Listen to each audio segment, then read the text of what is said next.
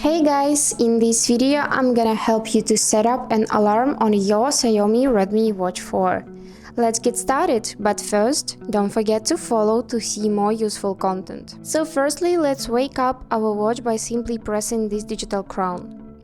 And now let's press again to go in the main menu.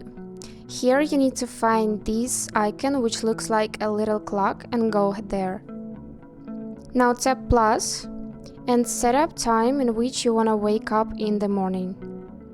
For example, 8 o'clock. Great, now press this check mark.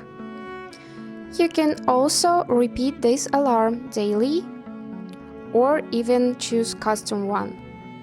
And choose, for example, only work days, Monday till Friday. Like this. And then press check mark again.